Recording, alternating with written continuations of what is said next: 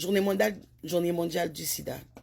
Aujourd'hui, ma poitrine est lourde, pleine de mémoire, pleine de devoirs, pleine de ces vérités qu'on ne porte pas dans les mains, mais dans les os.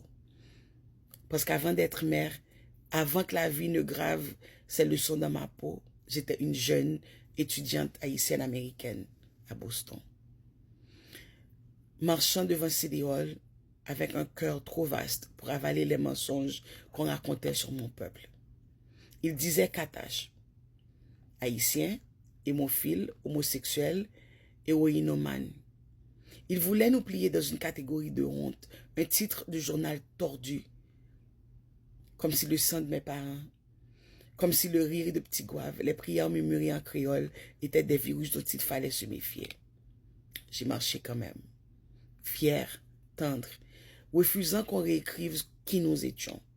Et des années plus tard, la vie m'a mené dans les salles silencieuses d'un centre de recherche sur le sida, non plus comme une manifestante, mais comme infirmière chef, femme portant la science et la douleur dans les mêmes mains tremblantes. J'ai vu la brillance et la fragilité cohabiter dans les mêmes corps. J'ai tenu des dossiers lourds de chiffres et des mains lourdes d'histoires qui n'avaient jamais droit aux nouvelles du soir.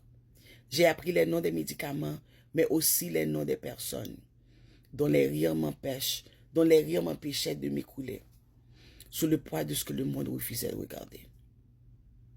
Et aujourd'hui, je me souviens d'eux, les combattants, les aimants, ceux partis trop tôt, ceux qui m'ont appris que la dignité est elle aussi un médicament.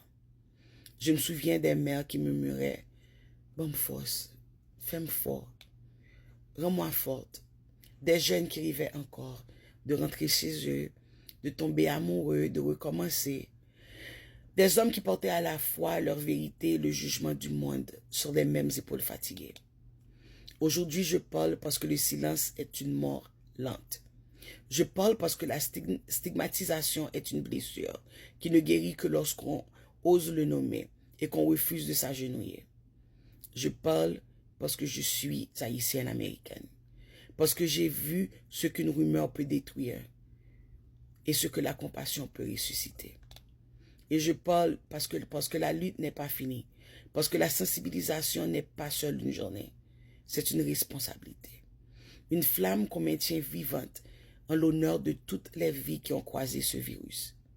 Aujourd'hui, ma voix est une offrande, une bougie tenue face au vent. Un rappel que la mémoire est aussi une forme de résistance.